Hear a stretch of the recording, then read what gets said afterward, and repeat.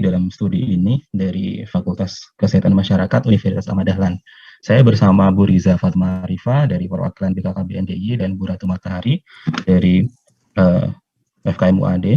Kali ini kami mohon izin untuk mendiseminasikan hasil riset kami terkait dengan tren, determinan, dan dampak kesehatan perkawinan remaja di daerah istimewa Yogyakarta. Nanti di akhir sesi kami juga mohon diskusi dan masukan-masukan dari Bapak Ibu sekalian yang nantinya dapat memperkaya hasil dari kajian ini. Gitu. Sebelum saya memulai masuk ke bagian inti, Bapak Ibu sekalian, sedikit kami mencoba untuk menangkap isu waktu itu. Beberapa media, baik cetak maupun elektronik, mengabarkan bahwa pandemi COVID-19 memberikan dampak yang yang cukup krusial untuk dalam pernikahan anak atau remaja. Beberapa daerah melaporkan gitu ya. Yang pertama kali waktu itu saya temukan ada di daerah Jawa Timur ya, Ponorogo, yang tercatat 2 kali ya, meningkat 2 kali lipat setelah pandemi. Saya coba mencari tahu juga di daerah istimewa Yogyakarta, ternyata ada juga yang melaporkan bahwa yang mengabarkan bahwa kejadian atau angka pernikahan di usia remaja juga meningkat gitu.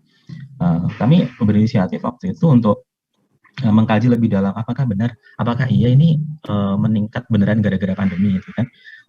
Kita jadi penasaran gitu kan, makanya kita akhirnya kami membuat semacam kajian begitu yang melihat titik di mana perubahan terjadi dari pengajuan dispensasi perkawinan ini di daerah istimewa Yogyakarta, sehingga nantinya akan memberikan gambaran yang cukup jelas kira-kira seperti apa kondisinya dan kira-kira nanti apa saja yang perlu kita persiapkan atau yang kita lakukan terkait dengan kondisi ini. Kurang lebih nanti yang akan kami sampaikan adalah yang pertama latar belakang dari studi ini tentunya, lalu tujuan dari dilaksanakan studi ini, kerangka teoritis yang kami gunakan, lalu metode penelitian yang akan dilanjutkan dengan temuan-temuan utama.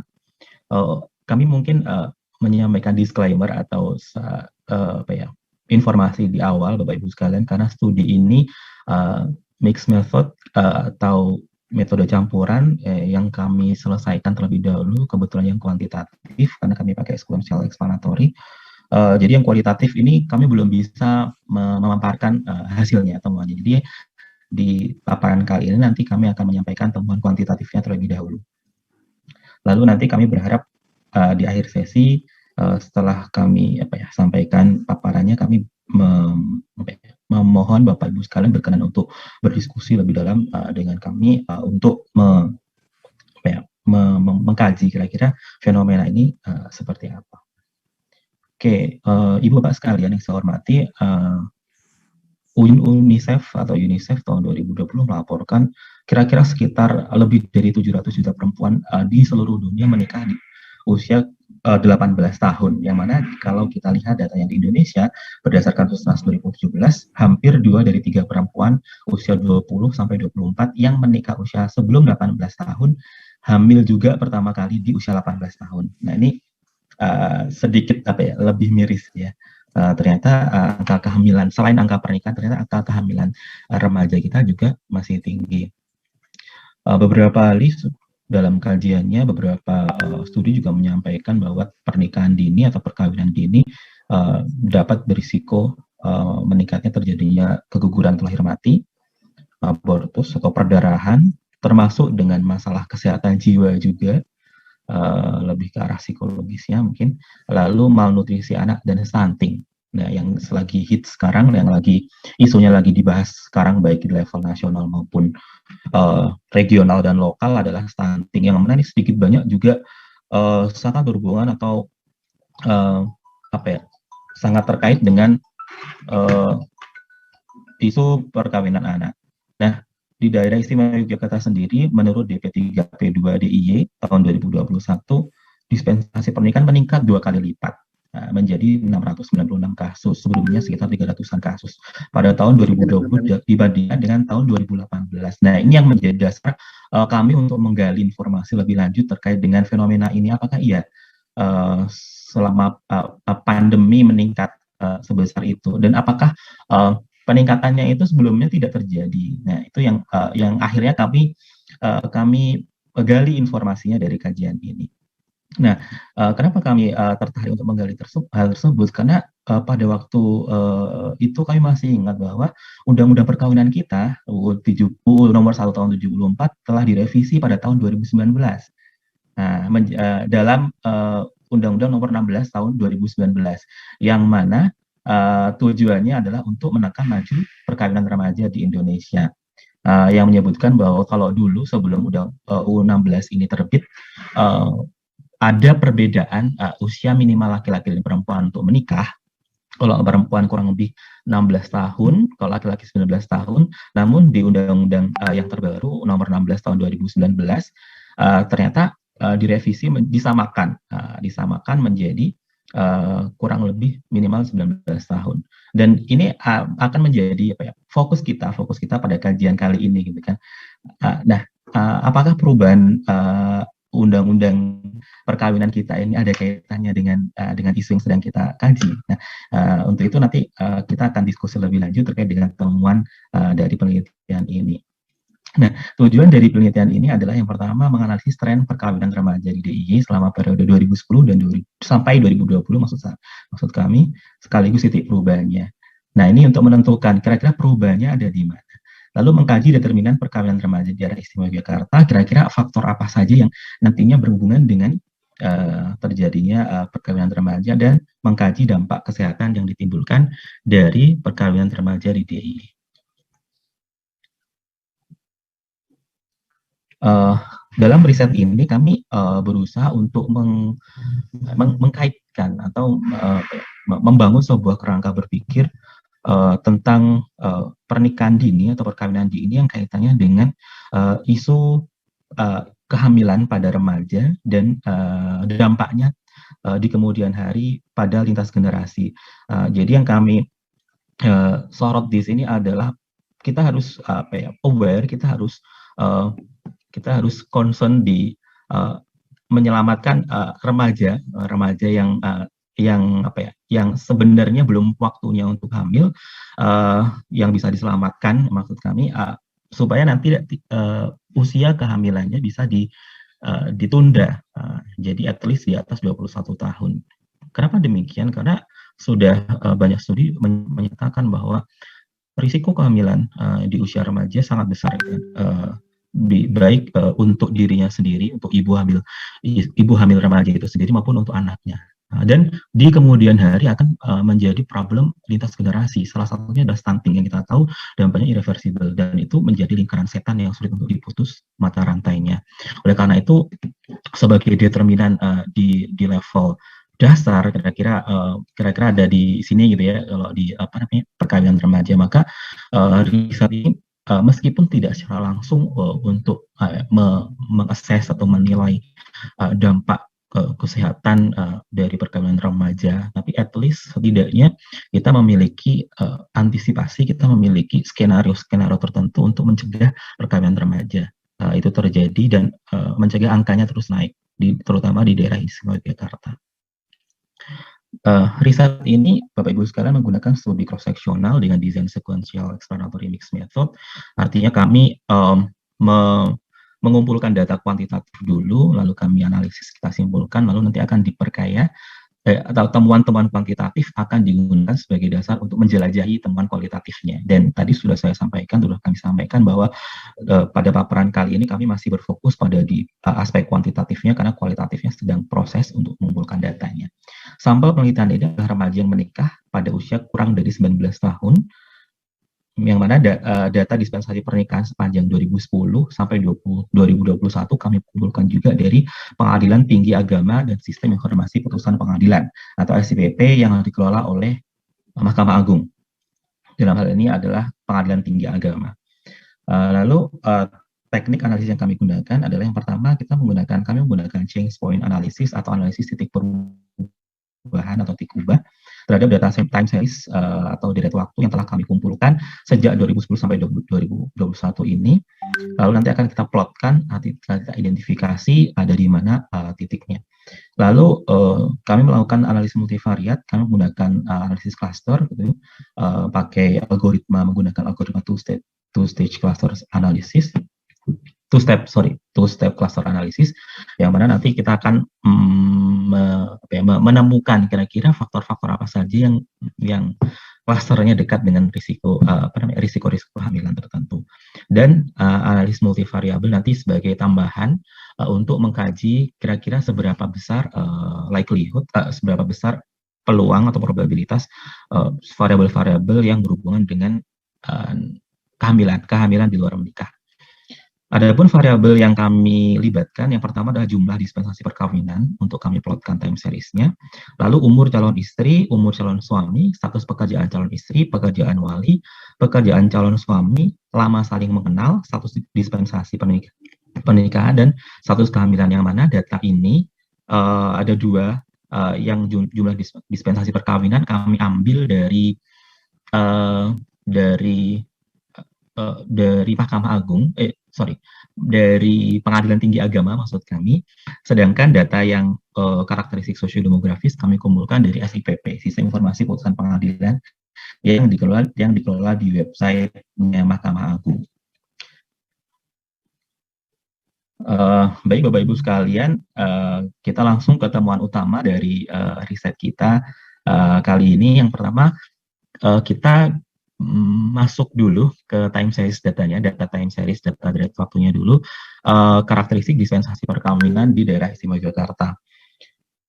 Kalau kita lihat dari tabel ini, dispensasi perkawinan ternyata paling banyak sepanjang periode Januari sampai Maret 2021 per kuartal, ya Bapak Ibu sekalian. Jadi kami mengklasifikasikan tidak per bulan, tapi per 3 bulan, per triwulan, supaya lebih mudah untuk dilakukan analisis. Dan ternyata kalau kita lihat secara kumulatif total kasusnya yang paling banyak memang di Bantul, 14.497 maksud kami. Sedangkan terbanyak kedua ada di Sleman, dan yang paling kecil ada di Kota Yogyakarta. Nah, ini kalau kita lihat secara keseluruhan, secara kumulatif di DIY sendiri sepanjang periode Januari 2010 sampai Maret 2021 ada sekitar 5.574 pengajuan dispensasi perkawinan. Yang mana kalau kita lihat di DIY kurang lebih per 3 bulan ada sekitar 123 atau 124 rata-rata pengajuan dispensasi perkawinan. Jadi ini cukup membuat kita harus berpikir gitu ya. Wah, ternyata lumayan banyak juga, dalam 3 bulan setidaknya ada 100 pengajuan dispensasi perkawinan. Artinya kasus perkawinan remaja kita masih tinggi. Oke. Lalu kalau kita plotkan seperti ini kurang lebih Bapak Ibu sekalian plotnya, garisnya. Jadi di 2010 naik, di 2012 naik dari sebelumnya 2010, fluktuatif, naik turun, sempat turun di 2014 sampai ke kurang lebih di 2018 juga. Kalau kita tarik garisnya sepertinya kalau di smoothing agak turun gitu. Namun ketika di 2019, nah mulailah ini terjadi. Nah, sepertinya di sini gitu ya, kalau kita lihat, kalau kita plot. Cuma kalau kita dengan mata telanjang gitu, bisa diprotes banyak orang, apakah iya benar teknik apa yang digunakan untuk menetapkan, kalau ternyata perubahannya di situ. Maka kami hati-hati dalam menentukan ini. Oleh karena itu kami tidak menggunakan sistem mata telanjang untuk menentukan di mana plot perubahan itu terjadi, tapi kami menggunakan algoritma change point analysis. Jadi kalau kita lihat menggunakan dua macam algoritma, kami menggunakan Atmos One Change untuk algoritma yang pertama, atau setidaknya ada satu titik perubahan, dan binary segmentation atau BINSEG, algoritma BINSEG ini setidaknya ada satu, jadi lebih dari satu boleh. Nah, ternyata dari dua algoritma ini kami coba membandingkan kira-kira hasilnya untuk algoritma yang pertama atau AMOC, Atmos One Change, titiknya ada di kuartal kedua 2019 di sini. Nah, ketika kita menggunakan algoritma yang satunya lagi, binary segmentation, titiknya ternyata ada di kuartal ketiga 2019. Berarti sekitar menjelang akhir tahun gitu ya, menjelang akhir tahun mendekati 2020. Jadi ketika kami analisis, wah ada apa ya? Ternyata asumsi kami awalnya memang gara-gara pandemi. Kalau gara-gara pandemi meledak, otomatis kan setelah 2020. Ternyata algoritma kami berdasarkan statistik yang kami gunakan, ternyata tidak di 2020 sepanjang time series yang kami plotkan ini mulai titik perubahannya, tetapi justru di 2019, yaitu di kuartal kedua dan di kuartal ketiga. Ketika kita coba gali regulasi atau kebijakan pemerintah yang saat itu di 2019 sedang diimplementasikan, ternyata kami menemukan bahwa ada revisi undang-undang perkawinan. Nah, jadi yang artinya diimplementasikan undang-undang perkawinan yang baru melalui Undang-Undang 16 tahun 2019 yang tadinya di dispensasi perkawinan itu boleh diajukan oleh laki-laki yang berusia setidaknya 19 tahun dan perempuan yang berusia setidaknya 16 tahun, tapi sekarang melalui Undang-Undang Nomor 16 tahun 2019 disamakan, yaitu baik laki-laki maupun perempuan usia minimal untuk boleh menikah adalah 19 tahun. Lantas kami mencoba apakah karena ini gitu ya. Kalau memang ternyata ketika kami plotkan ternyata memang seperti itu gitu ya. Ternyata memang ini sebagai salah satu asumsi kami, dan ini kami kaji, kami berusaha untuk mendiskusikan dengan Bapak Ibu sekalian nanti di sesi diskusi, apakah memang masyarakat kita belum mampu adaptif terhadap implementasi kebijakan undang-undang perkawinan kita yang terbaru. Artinya perubahan perilaku masyarakat kita belum cukup terlihat nyata setelah diimplementasikannya Undang-Undang Nomor 16 tahun 2019. Jadi asumsi awal kami tim peneliti bahwa implementasi Undang-Undang 16 tahun 2019 ini belum cukup mampu merubah atau mengubah perilaku masyarakat kita terkait dengan isu perkawinan anak atau perkawinan remaja. Jadi oleh karena itu di awal tadi kami sampaikan, sudah efektifkah implementasi Undang-Undang 16 ini untuk menekan laju perkawinan remaja kita? Nah, ternyata kami melambat laun mulai menemukan evidence atau fakta bahwa sepertinya masyarakat kita masih belum cukup mampu beradaptasi dengan diimplementasikannya Undang-Undang Perkawinan yang terbaru. Jadi ya perilakunya belum berubah, kalau boleh kami simpulkan sementara seperti itu. Diimplementasikannya Undang-Undang Perkawinan terbaru ini ternyata belum cukup mampu mencegah masyarakat untuk tidak melakukan praktek perkawinan remaja. Nah, di DIY seperti itu kondisinya, dan ini perlu kita kaji lebih dalam lagi. Kira-kira bagaimana ini seharusnya? Baik Bapak Ibu sekalian, berikutnya kami coba juga menggali kira-kira karakteristik seperti apa sih yang berhubungan yang dari pengajuan dispensasi perkawinan tadi, kira-kira yang mengajukan itu karakteristiknya seperti apa. Nah, ini kami tidak bisa mengumpulkan data dari SIPP langsung dari Mahkamah Agung, karena data yang disubmit di sana memang tidak bisa kami akses lengkap, maka kami di sini hanya mampu mengumpulkan sebanyak 184 observasi, tapi karena banyaknya data yang tidak lengkap entry-nya, maka hanya 132 saja data dispensasi perkawinan yang bisa kami analisis. Dan ini mulai tahun 2017. Jadi sayangnya Bapak Ibu sekalian, sistem informasi putusan pengadilan belum mengakomodir seluruh data yang ditetapkan oleh Pengadilan Tinggi Agama. Entah karena Pengadilan Tinggi Agamanya yang tidak mensubmit atau melaporkan ke Mahkamah Agung, atau karena banyak keterbatasan yang lain, kami kurang begitu tahu. Tapi yang jelas, yang bisa kami ekstrak, yang bisa kami gali, kita tambang datanya dari SIPP hanya sekitar segini. Kalau kita lihat sebagian besar sebagian besar atau rata-rata yang mengajukan dispensasi perkawinan ini kalau calon istri atau pihak perempuan sekitar 17 tahun.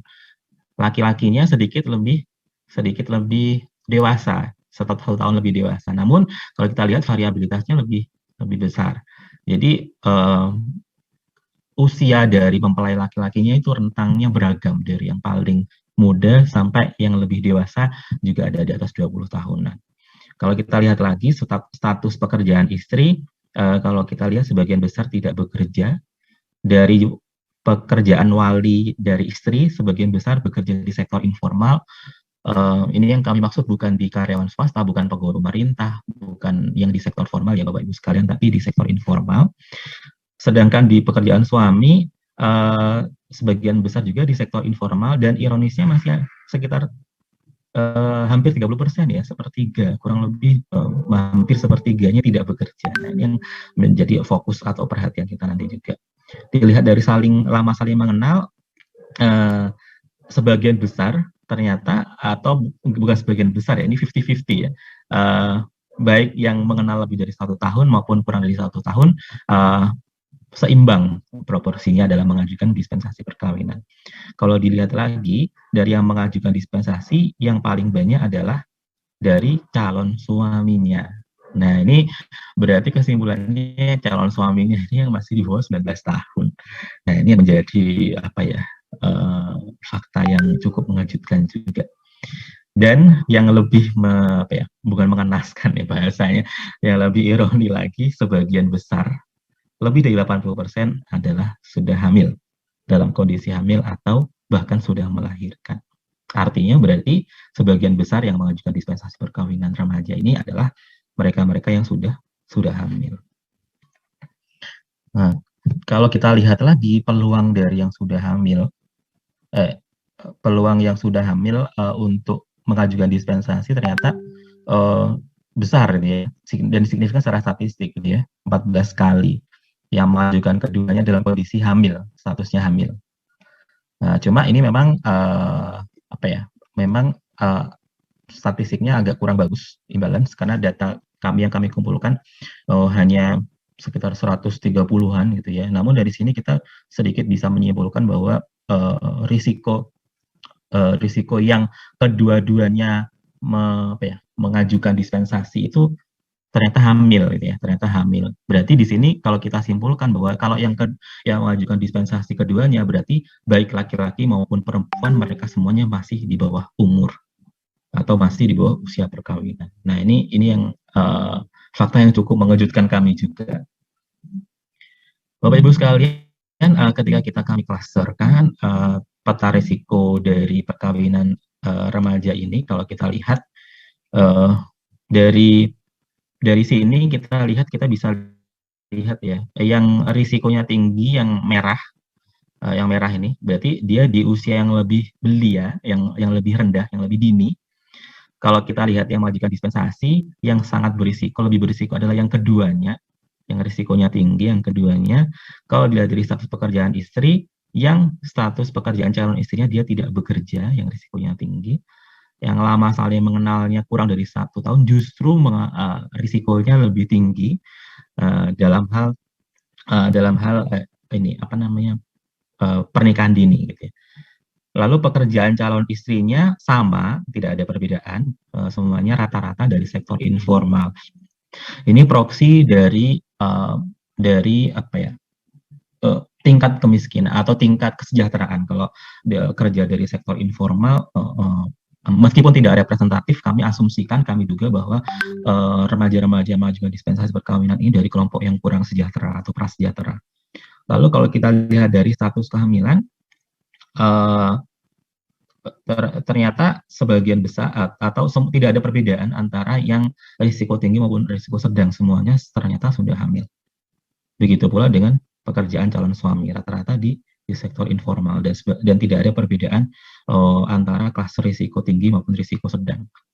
Jadi kalau kita lihat dari hasil klasternya, kalau di sini kita lihat yang risiko tinggi ya Bu, ya Bapak Ibu sekalian, atau kelompok pasangan usia subur yang sangat rentan terhadap dampak kesehatan dan dampak lain akibat pernikahan dini ini, yang faktor yang paling dominan, yang paling penting diperhatikan adalah umur calon istri dan dispensasinya. Berarti kalau kita lihat dari dispensasinya ini, kalau kita lihat keduanya mengajukan dispensasi, artinya yang paling berisiko untuk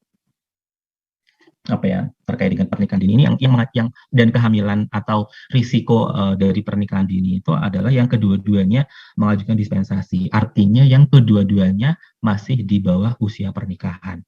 Nah, ini yang paling yang perlu kita cermati juga.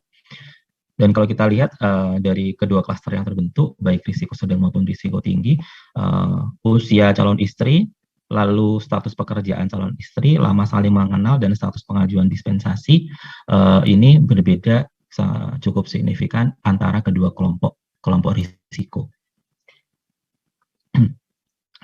Mungkin untuk temuan-temuan awal itu yang bisa kami sampaikan di kesimpulan sementara yang bisa kami sampaikan, kami resum kembali. Yang pertama adalah tren perkawinan remaja di DIY fluktuatif.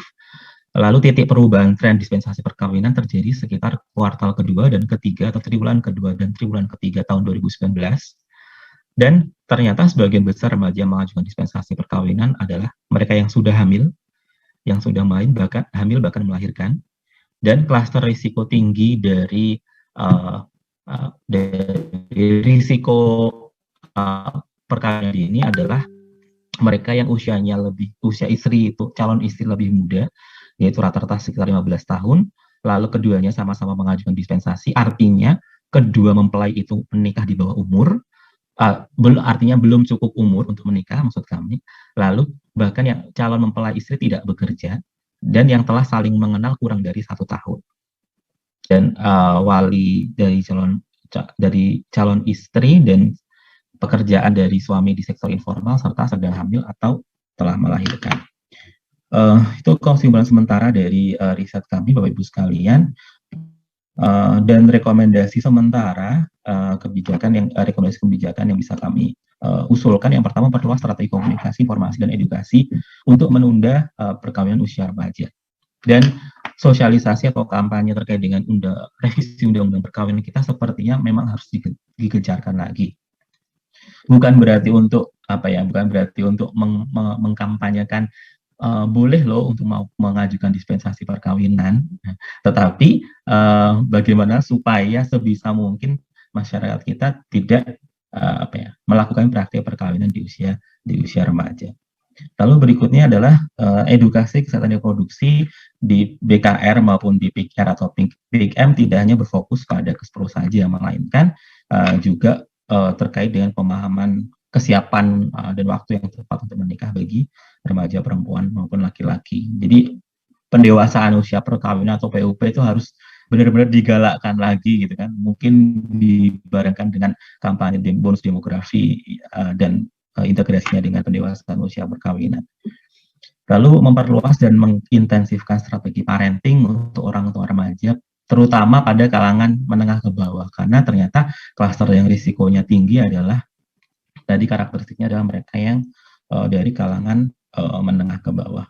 Lalu melakukan pendampingan bagi remaja yang terlanjur menikah dengan edukasi penggunaan kontrasepsi supaya memberikan jarak at least untuk anak kedua nanti supaya kesehatan ibu maupun anak berikutnya lebih baik. Mungkin itu Bapak Ibu sekalian yang kami sampaikan. Untuk selanjutnya kami mohon masukan-masukan dari Bapak Ibu sekalian maupun klarifikasi dan diskusi serta rekomendasi yang bisa diusulkan dari kajian yang kami lakukan ini. Kedepannya seperti apa? Kami kembalikan ke Bu Riza sebagai moderator. Terima kasih Pak Dedi atas paparannya. Kami mengundang Bapak Ibu yang ada di Zoom meeting kali ini untuk bisa bertanya ataupun memberikan masukan ke kami apa sebenarnya seperti apa gitu. Karena pengalaman kami untuk yang kualitatif atau mendekati responden yang pernah mengalami mengajukan dispensasi nikah ini juga lumayan ya Pak Didi ya, banyak sekali mereka itu kayak menutup diri seperti itu. Mungkin Bapak Ibu yang di lapangan terbiasa pendekatan dengan masyarakat itu, mungkin pendekatan atau pendampingan seperti apa sih yang mungkin bisa kami elaborasi gitu untuk pendalaman selanjutnya dan untuk memberikan rekomendasi ke program Bangga Kencana. Monggo Bapak Ibu.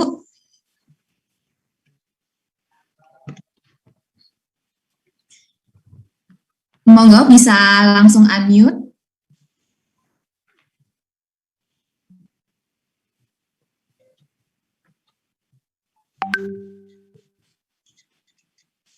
Kalau mungkin tidak bersedia ya untuk bicara langsung boleh lewat chat.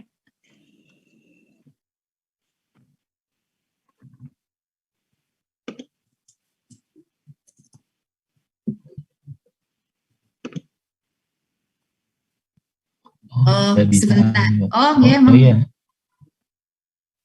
Nggak bisa unmute. Mbak, sebentar. Sepertinya tadi sudah ada bisa yang mau bertanya.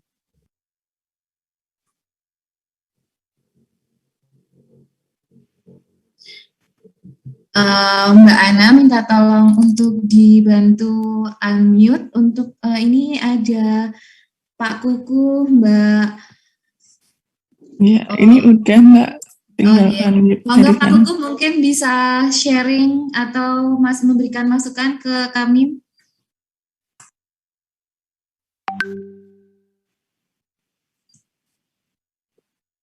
Oke, monggo. Oh, Pak Sabrur, monggo. Waalaikumsalam.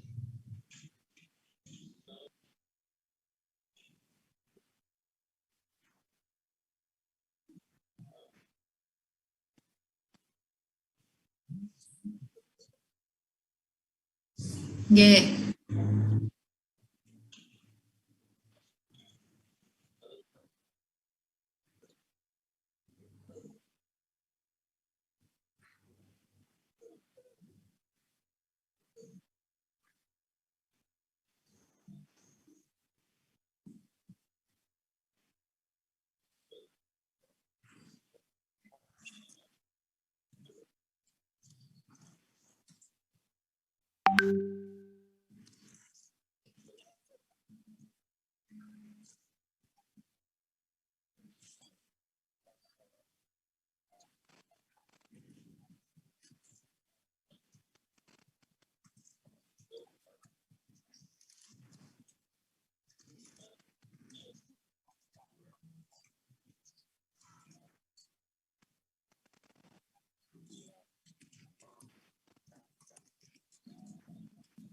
Oh, gitu.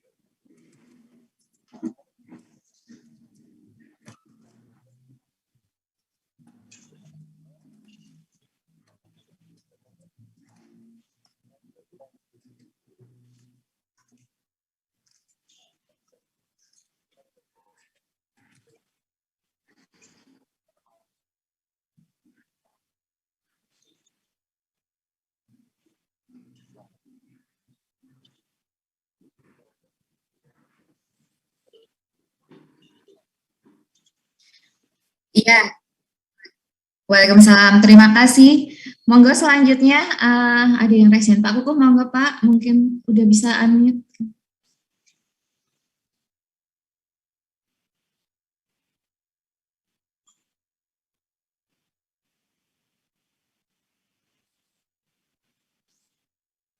Ada Mbak Asar ya ini ya, Bu Asar, Pak Kukuh, terus yang monggo kami persilahkan.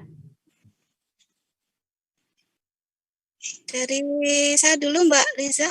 Iya, monggo. Ya. Menarik sekali ya, saya pikir paparan dari penelitian hari ini. Saya tertarik pada tadi ada salah satu hasil bahwa pernikahan yang saya tangkap bahwa pernikahan atau dispensasi nikah yang muncul itu banyak dialami oleh para remaja dari kalangan menengah ke bawah, mungkin dari prasejahtera atau sejahtera satu gitu ya. Yang ingin saya tanyakan, walaupun di awal tadi dari peneliti memang sudah menyampaikan ulasan kualitatifnya belum disampaikan, tapi barangkali dari penelitian ini ada gambaran yang bisa kami tangkap kira-kira faktor-faktor apa yang kemudian terungkap. Kenapa kemudian kasus ini dari penelitian yang ini banyak terjadinya pada golongan ekonomi keluarga prasejahtera atau KS1 gitu ya, atau golongan ekonomi menengah ke bawah. Karena kalau di fakta di lapangan di luar hasil penelitian, artinya realitas konkretnya kita juga banyak menemui bahwa kasus-kasus dispensasi nikah pun diajukan dari kalangan menengah ke atas gitu loh.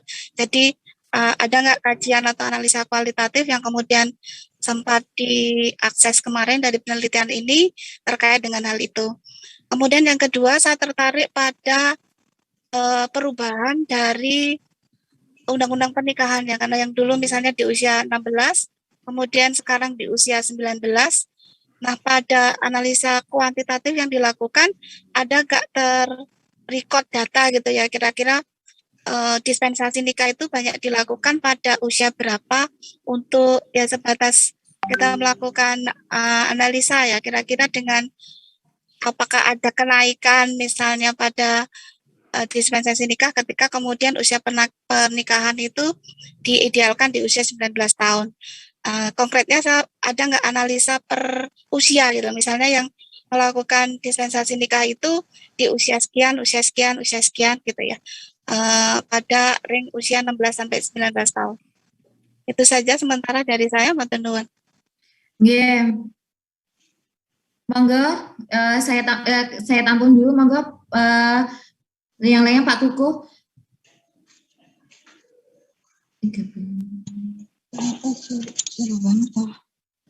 Atau didiskusikan dulu Bu Lisa sebelum lupa, nggak apa-apa. Ya bisa gabung, Atau kalau sudah, silakan yes. Pak. Terima kasih. Mohon maaf ini mungkin agak bising karena di tepi jalan. Yang pertama tentang ini, mungkin nyambung dengan yang disampaikan Bu Asar tadi tentang data. Kebetulan saya mengamati di wilayah kami itu ada kecenderungan kenaikan usia. Jadi kalau di tahun 2019 itu mungkin masih perantara itu usia di bawah 16 masih ada begitu. Tapi 2020 sampai 2021 itu tinggal satu kasus. Jadi yang sebelumnya itu di tahun 2019 ada 2 atau 3 di bawah 15 dan 16. Untuk yang tahun 2020-2021 itu hanya tinggal satu kasus-satunya. Dari usia perkawinan itu ada peningkatan gitu. Itu penyampaian data saja. Kemudian yang ingin saya tanyakan kepada Pak Didik kalau saya tadi ya, itu tentang ini tadi disampaikan bahwa salah satu kesimpulan awalnya adalah bahwa penerapan undang-undang perkawinan yang baru ini belum mengubah perilaku.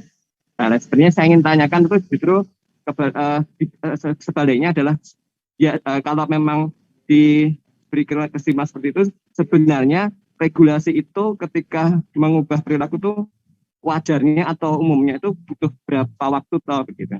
Karena kalau kita lihat sebenarnya pernikahan remaja atau di bawah usia perkawinan ini, kalau kita mau melihat sebelumnya begitu, yang ada sekarang ini kan berarti sebenarnya dulu pun juga ada. Maksud saya ketika sebelum ada Undang-Undang Nomor 16 tahun 2019 itu kan yang terdata itu kan hanya yang di bawah 16 tahun. Padahal kenyataannya di atas 16 artinya 17, 18, 19 itu banyak juga sebenarnya yang tidak termasuk dalam yang terdata begitu kan. Artinya tidak termasuk ke dalam pernikahan remaja atau dini begitu. Nah, ini ketika sekarang ada perubahan undang-undang itu sebenarnya toleransinya berapa? Karena ini masih menurut saya 19 ke 20, 20 ke 21 itu selama 2 tahun ini ada tren menurun ataukah semakin bertambah? Dan semakin bertambahnya ini juga apakah ada perbandingan dengan sebelum tahun 2019 itu usia yang sama begitu. Jadi bukan hanya yang dispensasi nikahnya saja tetapi usia. Jadi tahun sebelum 2019 itu usia 17-18 itu sebenarnya berapa yang menikah. Jadi tidak hanya dispensasi nikah ketika nanti dibandingkan dengan yang sekarang setelah berlakunya undang-undang baru itu. Artinya saya simpulkan, mohon maaf agak panjang, sebenarnya toleransi perubahan perilaku itu berapa lama tahu, karena untuk perubahan perilaku itu contoh sederhana sekarang pemakaian masker itu juga butuh waktu, padahal dengan semacam bombastisnya pesan dan sebagainya begitu. Nah, kalau untuk undang-undang ini ya mungkin di kita memang mungkin perlu peningkatan, tetapi sederhananya sebenarnya toleransi berapa lama atau toleransi sebuah regulasi itu bisa mengubah perilaku.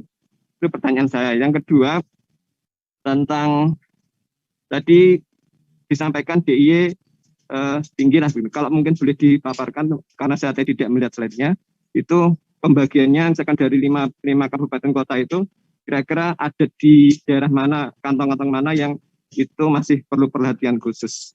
Matur nuwun, itu ada 2 pertanyaannya. Matur nuwun Mbak Risa sama Mbak Didi.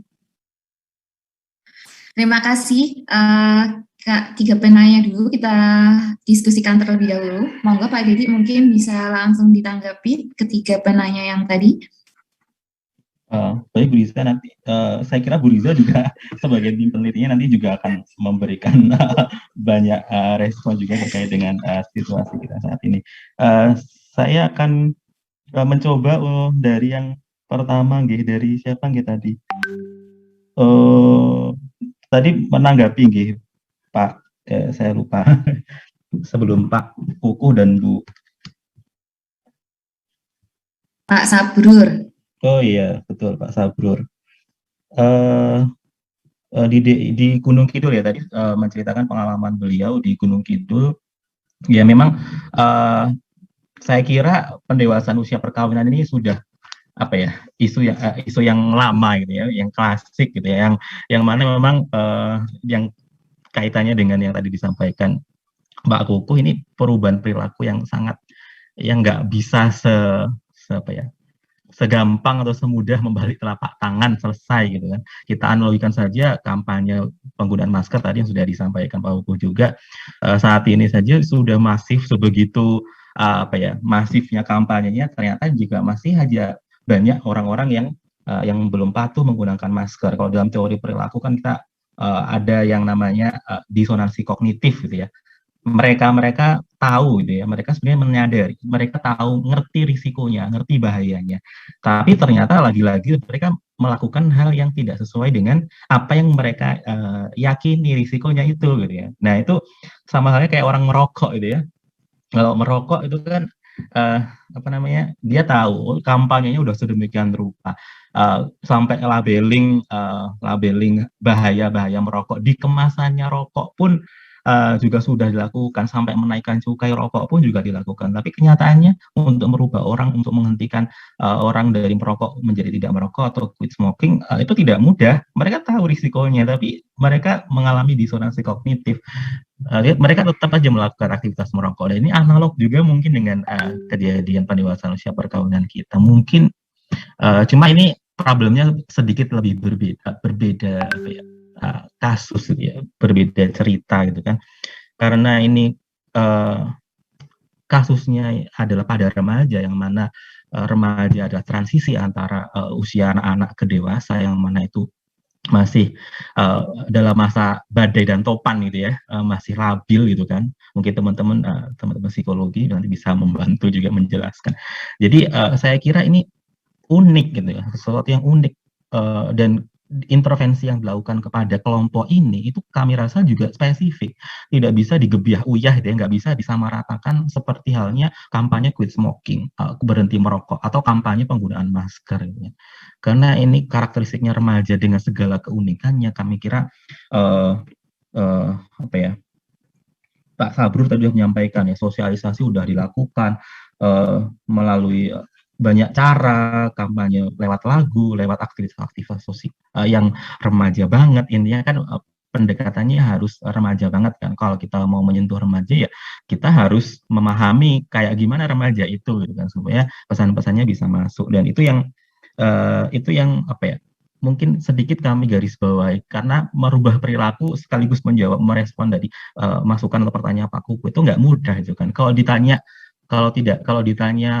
berapa lama idealnya suatu regulasi itu bisa mengubah perilaku penduduk yang sedang diintervensi, ya kita nggak bisa mematok berapa lama regulasi itu cukup berdampak, tapi ya kita harus kembali lagi mengevaluasi. Kalau menurut kami pribadi, mengevaluasi kembali bagaimana upaya-upaya yang dilakukan stakeholder untuk mengimplementasikan, dalam rangka mengimplementasikan undang-undang tersebut. Nah, itu yang kami yang kami perlu garis bawahi. Jadi kalau misalnya tadi ada pertanyaan dari Pak Hu, kira-kira idealnya toleransinya berapa lama perubahan perilaku itu terjadi. Nah, ini sangat tricky sekali kalau menjawab 5-10 tahun, ya tidak serta-merta bisa seperti itu. Mungkin nanti Bu Ratu dari kacamata behavior atau ilmu perilaku bisa menambahkan kira-kira isu terkait dengan perkawinan remaja ini seperti apa, ditinjau dari aspek perilaku.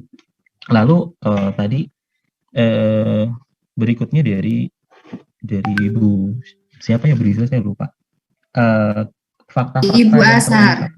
Ya, fakta-fakta yang di kalangan menengah ke bawah. Di kalangan prasejahtera atau menengah ke bawah. Jadi tadi kami sudah disclaimer ya Ibu, Bapak-bapak di awal bahwa sekalipun ini itu kami menganalisis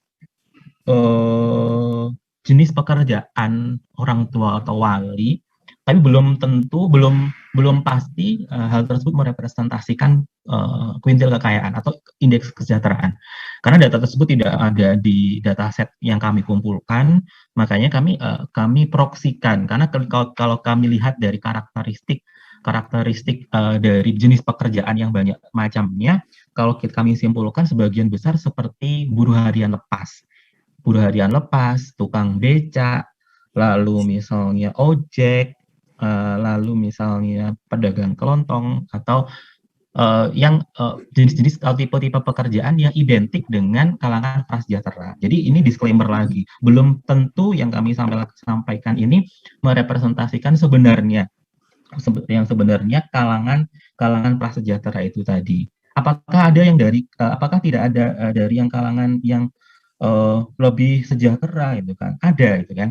Tadi Bu Asar juga bertanya, karena pada kenyataannya tidak melulu yang prasejahtera loh yang mengalami yang mengajukan, mampu pun juga banyak. Memang kami juga menemukan datanya. Jadi kalau kami boleh perlihatkan tadi datanya, oke, di sini.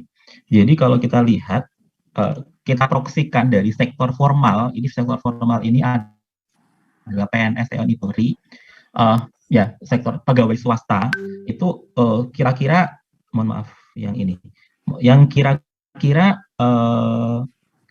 21,2%. Jadi bukan berarti ini tidak ada, tapi memang kecenderungannya lebih banyak proporsinya dari kalangan yang bekerja di sektor informal yang tadi kami proksikan sebagai representatif dari kalangan keluarga prasejahtera atau sejahtera 1. Nah, itu yang perlu menjadi catatan, bahwa sebenarnya kejadian dispensasi perkawinan, artinya perkawinan remaja ini tidak hanya terjadi pada mereka yang dari kalangan-kalangan tidak mampu, tapi kalangan mampu pun juga ada. Nah, itu yang menjadi perhatian. Hanya saja ketika tadi kita petakan risikonya, keluarga-keluarga dari kalangan mampu itu tidak menyusun klaster. Jadi semuanya adalah sebagian besar risiko, baik risiko sedang maupun risiko tinggi, itu sama-sama mereka berasal dari kalangan ke kalangan walinya adalah mereka yang bekerja di sektor informal. Apakah bukan berarti itu tidak apakah berarti tidak ada yang dari sektor formal? Ada gitu kan, hanya saja karena kita clustering dan ini hanya mampu mengklasternya berdasarkan kemiripan tadi ada dua cluster, maka yang tidak berisiko ini tidak muncul. Dan kami variabel dependennya kan semuanya adalah yang mengajukan dispensasi perkawinan gitu kan. Jadi otomatis di sini yang masuk ke dalam analisis ini semuanya yang mengalami dispensasi perkawinan. Jadi itu mungkin sedikit menjawab tadi dari Bu Asar. Dan apakah nanti kualitatifnya akan menggali informasi tersebut? Iya. Jadi kami berusaha untuk menggali karena kita sudah mendapatkan data ini, ternyata ada variabilitas juga, meskipun itu tidak bukan menjadi mayoritas, tapi karena ini muncul, kalangan informal ini muncul, maka kami juga nanti akan menganalisis secara kualitatif kira-kira bagaimana kondisi, bagaimana dispensasi perkawinan ini di kalangan keluarga yang sejahtera menengah ke atas. Nah itu terima kasih sudah diingatkan Bu Asar tadi, karena memang betul gitu ya, pada kenyataannya di masyarakat isu perkawinan remaja itu bukan hanya menjadi problemnya orang-orang yang prasejahtera, seolah-olah kita lantas menyalahkan orang-orang prasejahtera, ya, bukan, tapi di sini juga kasus pada kalangan sejahtera juga ada. Oke, lalu dari Bu Asar saya kira tadi itu ya Bu Riza, atau mungkin ada yang terlewat? Saya kira dari Bu Asar itu. Mungkin selalu dari Pak Kukuh tadi yang sempat saya catat. Nah ini menarik Pak Kukuh pertanyaannya. Saya sangat terkesan dengan pertanyaan Pak Kukuh tadi. Kecenderungan usia mana? Nah, kecenderungan usia mana yang mengajukan dispensasi perkawinan? Dan apakah ada perbedaan kondisi sebelum dan sesudah titik perubahan yang tadi kami tampilkan? Yang pertama dari kecenderungan usia. Kalau secara umum dari data yang kami kumpulkan dari sampel yang kami download dari SIPP, Sistem Informasi Putusan Pengadilan, rata-ratanya adalah kalau laki-laki 18 tahun, kalau perempuan 17 tahun. Nah, jadi kalau dilihat rata-ratanya 18 dan 17 tahun, dan sedikit lebih variatif di kalangan laki-laki. Jadi standar deviasinya lebih besar. Nah, cuma kalau ditanya, Pak Kukuh tadi bertanya, bagaimana kondisinya sebelum dan sesudah titik perubahan? Nah, sebenarnya itu yang ingin kami gali informasinya. Tapi lagi-lagi karena keterbatasan data kami, Bapak, jadi kami itu hanya bisa mengumpulkan data ini itu jomplang-jomplang. Dalam arti banyak bolongnya di setiap tahun. 2017, 2018, 19, 20, 21 itu tidak semulus rekapitulasinya tadi. Jadi rekapitulasi time series-nya tadi lengkap ya, sebanyak itu, sekian ratus gitu ya, sekian ribu. Nah, sayangnya ketika kami mengumpulkan data ini di SIPP hanya ada 184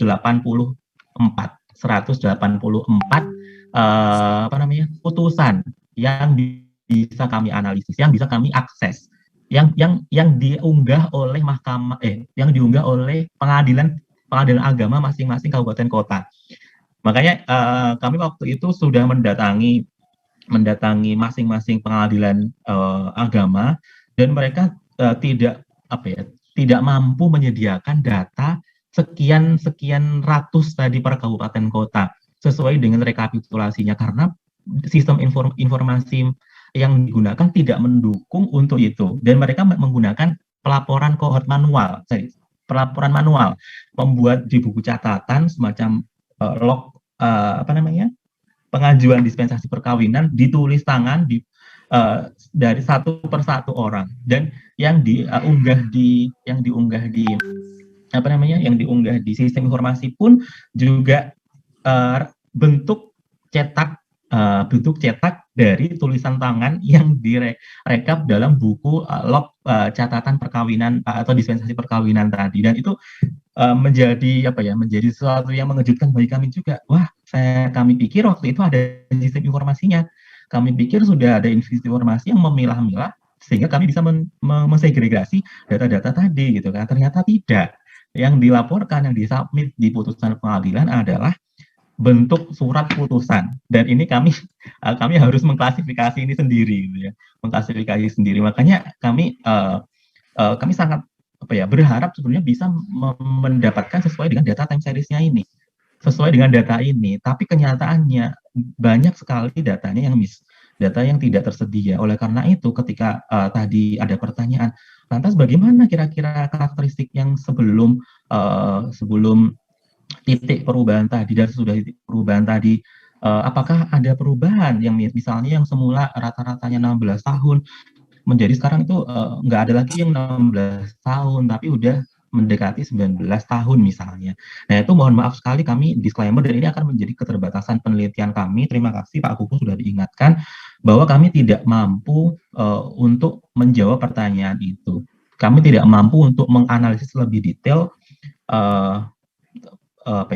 perubahan, rata-rata perubahan sebelum dan sesudah titik perubahan yang tadi muncul. Nah, itu menjadi disclaimer juga. Lalu penerapan, ya tadi yang penerapan undang-undang itu idealnya berapa sampai merubah perilaku. Saya kira tadi ya kami sudah menyampaikan pandangan kami, sulit memang gitu ya untuk mengubah perilaku gitu kan. Apalagi ilmu perilaku itu banyak sekali sesuatu anomali, gitu. anomali. Salah satunya tadi yang kami sampaikan adanya disonansi kognitif, yang itu dari dulu sampai sekarang isu merokok tetap saja dari tidak salah satu sebagai analoginya ya, tidak atau sulit untuk bergeser turun angkanya. Nah itu yang menjadi yang mungkin bisa insight yang mungkin bisa kami share di sini. Mungkin itu Bu Riza yang dari kami, dari saya. Mungkin Bu Riza atau Bu Ratu mungkin ada. Ya, tadi mungkin ada pertanyaan yang terlewat yang belum sempat saya pribadi sampaikan. Ya, mungkin saya menambah sedikit sekalian menjawab yang pertanyaan yang ada di chat. Ini apakah kalau 80% mengajukan dispensasi nikah wanita yang sudah hamil, dari penelitian ini selain karena sudah hamil, faktor apa yang menjadi penyebab pengajuan dispensasi? Nah, ketika kita melihat satu-satu berkas dispensasi nikah ini, kita baca satu-satu, sebenarnya memang mayoritas kebanyakan dia sudah hamil terlebih dahulu, dan bahkan banyak yang sudah melahirkan anaknya udah umur 1 tahun, mereka baru mengajukan dispensasi nikah. Saya pikir banyak juga yang pernikahan remaja yang tidak tercatat, mungkin under record itu juga banyak gitu ya.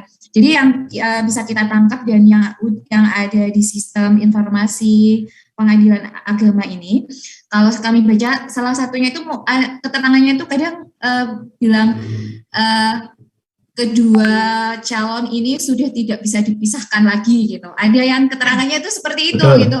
Sudah saling mengenal. Ya, demikian eratnya. Itu kalau yang tidak hamil itu ada yang seperti itu. Jadi misalnya saya waktu itu kalau seingat saya dia pernah baca laki-lakinya umur 30-an tahun, kemudian ceweknya itu umur 17 tahun gitu. Jadi jarak mereka juga agak jauh. Ada juga yang laki-lakinya umur 18 tahun, wanitanya umur 25 tahun seperti itu. Jadi sangat variatif sekali. Cuma kami kita klasifikasikan, terus kita bisa menangkap karakteristiknya seperti ini. Jadi rata-ratanya seperti ini, seperti yang disajikan seperti ini. Kemudian kalau ini ada pertanyaan dari Pak Yusuf. Sebelum lupa Bu Riza tadi, sisanya yang tidak hamil itu 16,7%, itu alasannya seperti apa? Beberapa yang banyak muncul juga adalah sudah melakukan hubungan seksual yang tercatat di putusan pengadilannya. Jadi secara gamblang ada info tersebut begitu. Selain yang tadi ya, selain yang sudah sedemikian eratnya sudah tidak bisa dipisahkan tadi, dan satu lagi adalah karena sudah melakukan hubungan badan atau hubungan suami istri. Itu. Terus menurut peneliti, apa tidak ada jika tidak ada undang-undang terbaru tahun 2019, apakah dispensasi tetap rendah? Kalau saya lihat, boleh Pak Dedi di share screen yang chart grafik itu. Oke, bentar. Oke. Kalau saya lihat itu terjadi di tahun 2019 sebelum pandemi ya, tahun 2020, itu di kuartal kedua. Berarti kuartal kedua itu sekitar bulan antara Maret sampai Juni. Nah, sedangkan revisi undang-undang ini disahkan itu sekitar bulan September. Betul nggak? September Oktober itu, jadi mungkin itu maksudnya kuartal ketiga September 2019 ya. Jadi sebelum disahkan undang-undang ini memang udah ada terlihat peningkatan gitu nggak? Kalau saya lihat, kemudian disahkan, setelah disahkan kemudian tambah terus, mungkin faktor kombinasi pandemi ini juga menambah gitu. Awalnya saya menduga juga karena pandemi, tapi ternyata sebelum pandemi itu sudah terlihat ada ini. Jadi mungkin kalau saya melihat banyak masyarakat yang belum tahu mungkin ya perubahan revisi undang-undang ini gitu mungkin. Jadi mungkin kalau teman-teman yang di advokasi atau di pendidikan kependudukan mungkin bisa lebih menginformasikan lagi, mensosialisasikan lagi tentang revisi undang-undang ini lebih intensif dan lebih meluas kalau menurut saya. Kemudian mungkin ada tambahan lagi dari Pak Dedi atau Ibu Ratu?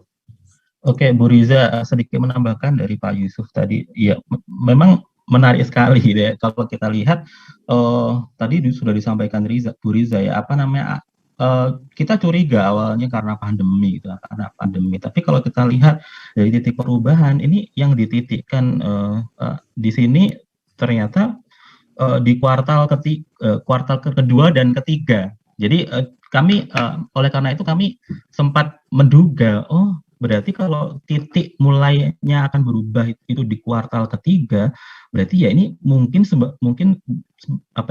kuat dugaan kemungkinannya karena implementasi undang-undang ini gitu kan. Karena kalau kita coba analisis kembali, misalnya nih di sebelum 2019 misalnya angkanya segini, kira-kira kurang lebih gambarannya seperti ini. Oke, mungkin sebelum titiknya ini mungkin ya ini kalau misalnya tidak ada pengesahan undang-undang ya mungkin angkanya juga akan tidak jauh-jauh beda dari angka ini gitu ya, tidak jauh-jauh beda grafiknya seperti ini. Tapi kenapa kok ini bisa sampai kayak gini? Nah, karena tadi kalau adanya perubahan, kalau menurut kami adanya perubahan usia tadi, yang semula misalnya di sebelum 2019 kalau perempuan sudah 17 tahun katakanlah misalnya, itu tidak tercatat sebagai dispensasi pernikahan, tidak tercatat dia menikah di bawah umur, tapi dia sudah boleh gitu kan. Sehingga pada waktu itu yang 17 tahun saja nggak akan terlapor, nggak masuk dalam catatan gitu kan. Tapi sekarang setelah 2019 akhirnya mereka yang sebelumnya itu kalau dulu boleh loh sebelum kalau udah 17 tahun misalnya itu boleh mengajukan pernikahan, melangsungkan pernikahan. Tapi sekarang kan tidak seperti itu. Makanya ketika meledak, ketika undang-undang ini diimplementasikan, lantas dan perilaku masyarakat itu belum berubah, maka terjadi lonjakan yang cukup besar gitu kan. Nah, dan apalagi mungkin ditambah dengan kondisi pandemi gitu ya. Kondisi pandemi yang kalau kita lihat di kuartal ketiga 2020 juga semakin meningkat lagi dari meningkatnya tadi ya, semakin ada peningkatan lagi gitu ya. Nah, ini hanya saja di sini ternyata titiknya tidak ada yang mentitikkan di pandemi tadi. Jadi lebih dominan adalah di sekitar 2019 kuartal kedua ketiga tadi. Maka kami sempat berpikirnya seperti itu kan. Oh iya, kalau kita logika berarti kalau dulunya tanpa dispensasi perkawinan mereka udah melangsungkan pernikahan ya otomatis mereka tidak akan tercatat di sini sebagai mengajukan dispensasi perkawinan. Dan ketika berubah menjadi 19 tahun, nah ini berarti kami indikasikan, berarti perilaku masyarakat kita masih belum adaptif, belum dan ini belum kami mungkin terlalu dini menyimpulkan bahwa implementasi undang-undang ini belum begitu berdampak. Tapi ini harus dikaji ulang, gitu kan. Cuma ada indikasi ke arah sana bahwa ini belum begitu ada indikasi ini ada problem nih, seperti itu. Itu Bu Riza mungkin dari saya. Oke, terima kasih Pak Dedi. Ya, ini ada lagi di chat, apakah yang meminta dispensasi mereka ikut aktif pada kegiatan PIKR atau Karang Taruna atau kelompok remaja yang lainnya? Kalau untuk ini tidak ada data di surat putusan apakah kamu mengikuti terus sekolahmu apa, itu tidak ada keterangan pendidikan saja, itu banyak yang tidak ada gitu. Jadi untuk ini kami juga tidak bisa menjawab. Mungkin ini bisa jadi masukan Bapak Ibu atau yang lainnya untuk melanjutkan dari penelitian ini, Pak Dedi. Ini mungkin menarik kalau dikaji lebih dalam, apakah atau di kualitatifnya nanti Bu Riza. Oh ya, nanti mungkin saya coba cek di kualitatifnya apakah di daerah tersebut ada gitu atau gimana.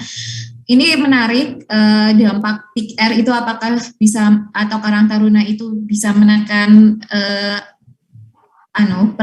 pernikahan pada remaja. Mungkin ada lagi Bapak dan Ibu. Wow, ini udah lewat dari jam 10, ternyata udah mendekati jam 10:30. Mohon maaf lewat setengah jam karena kita terlalu asik. Terima kasih banyak Bapak dan Ibu atas masukannya dan klarifikasi atau masukannya. Mungkin sebelum saya tutup, mungkin closing statement dari Pak Dedi, 1-2 menit, mungkin apa yang ingin disampaikan. Baik, terima kasih Bu Riza. Jadi memang fenomena perkawinan remaja ini atau isu pendewasaan usia perkawinan ini, sekalipun ini adalah isu klasik, tapi kenyataannya hingga saat ini masih relevan dan masih menjadi problem, terutama di daerah istimewa Yogyakarta, Bapak Ibu sekalian, khususnya Bapak Ibu PKB dan PLKB, dan ini menjadi concern kita bersama bahwa dengan menyelamatkan remaja dari dari menikah dini, melangsungkan perkawinan dini, artinya kita akan menyelamatkan banyak generasi setelahnya.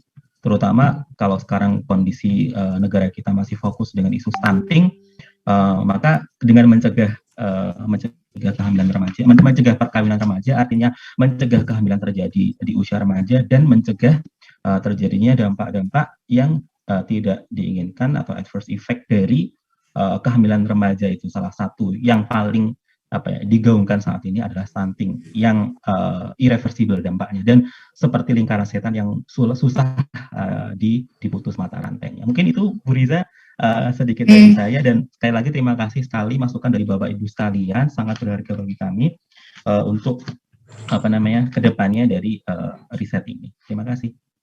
Terima kasih Pak Dedi. Terima kasih Bapak Ibu yang tetap setia berdiskusi dengan kami. Tetap semangat, tetap melakukan penyuluhan, tetap semangat sosialisasi. Kami yakin yang Bapak Ibu lakukan sudah berdarah-darah, dan ini tetap semangat meskipun kejadiannya masih ada. Semoga kedepannya program Bangga Kencana lebih baik lagi, dan isu perkawinan remaja di DIY bisa lebih rendah daripada tahun-tahun ini dan tahun sebelumnya. Terima kasih dari saya, mohon maaf jika ada kurang dan salahnya. Saya tutup dengan alhamdulillahirrabbilalamin. Wassalamualaikum warahmatullahi wabarakatuh. Terima kasih. Terima kasih Bu Riza.